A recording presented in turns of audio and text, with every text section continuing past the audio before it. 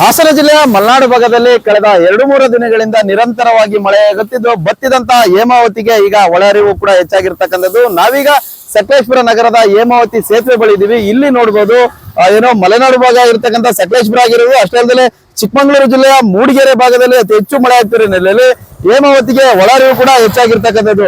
ಈಗಾಗಲೇ ಈಗ ಡ್ಯಾಮ್ ನ ಒಳಹರಿವು ಸುಮಾರು 10,000 ಕ್ಯೂಸೆಕ್ಸ್ ನಷ್ಟು ಒಳಹರಿವು ಈಗಾಗಲೇ ಬರ್ತಾ ಇರ್ತಕ್ಕಂಥ. ಕಳೆದ ಜೂನ್ ತಿಂಗಳಲ್ಲಿ ಏನೋ ಡ್ಯಾಮ್ಗೆ ಕೇವಲ 500ರಿಂದ 600 ಕ್ಯೂಸೆಕ್ಸ್ ಅಷ್ಟು ಮಾತ್ರ ಒಳಹರಿವು ಇತ್ತು. ಆದ್ರೆ ಈ ಕಳೆದ 3-4 ದಿನಗಳಿಂದ ಸುರಿಯುತ್ತಿರುವಂತಹ ಧಾರಾಕಾರ ಮಳೆಯಿಂದಾಗಿ ಏನು ಹೇಮಾವತಿಯ ನದಿಯ ಒಳಹರಿವು ಕೂಡ ಹೆಚ್ಚಾಗಿರ್ತಕ್ಕಂಥದ್ದು.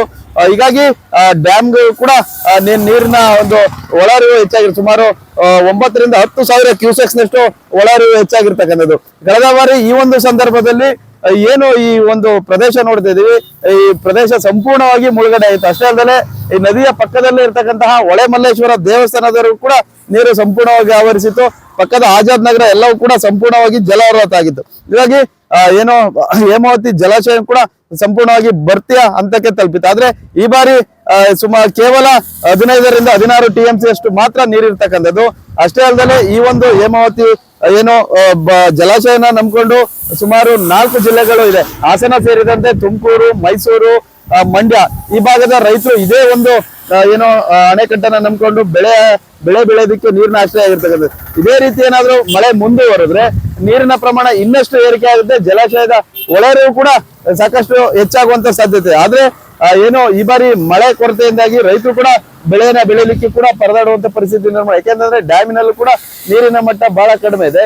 ಹೀಗಾಗಿ ಒಳಹರಿವಲ್ಲೂ ಕೂಡ ಸಾಕಷ್ಟು ಕಡಿಮೆ ಇತ್ತು. ಕಳೆದ 2-3 ದಿನಗಳಿಂದ ಸಕಲೇಶಪುರ ಸೇರಿದಂತೆ ಚಿಕ್ಕಮಗಳೂರು ಜಿಲ್ಲೆಯ ಮೂಡಿಗೆರೆ ಭಾಗದಲ್ಲಿ ಅತಿ ಹೆಚ್ಚು ಮಳೆ ಆಗ್ತಿರೋದ್ರಲ್ಲಿ ಹೇಮಾವತಿಯ ಒಳಹರಿವು ಕೂಡ ಹೆಚ್ಚಿದೆ. ಸುಮಾರು 10,000 ಕ್ಯೂಸೆಕ್ಸ್ ನಟ್ಟು ನೀರು ಕೂಡ ಹೆಚ್ಚಿದೆ. ಒಟ್ಟಾರೆಯಾಗಿ ಮಲೆನಾಡಿನಲ್ಲಿ ಕಳೆದ 2-3 ದಿನಗಳಿಂದ ನಿರಂತರವಾಗಿ ಮಳೆ ಆಗ್ತಿರೋ ನೆಲೆಯಲ್ಲಿ ಬರಿದಾದಂತಹ ಹೇಮಾವತಿ ಒಡಿಲು ಈಗ ಒಂದು ಹಂತಕ್ಕೆ ಒಳಹರಿವಲ್ಲೂ ಕೂಡ ಹೆಚ್ಚಾಗಿರ್ತದೆ. ಇದೇ ರೀತಿ ಮಳೆ ಮುಂದುವರೆದ್ರೆ ಈ ಬಾರಿ ಡ್ಯಾಮ್ ಬಹುತೇಕ ಭರ್ತಿಯಾಗುವ ಹಂತಕ್ಕೆ ಕೂಡ ತಲುಪುವ ಸಾಧ್ಯತೆ ಇದೆ. ಅಷ್ಟೇ ಅಲ್ಲದೆ ರೈತರು ಕೂಡ ಒಂದ್ ರೀತಿ ಸಂತಸ ಕಾಣಬಹುದಾಗಿದೆ.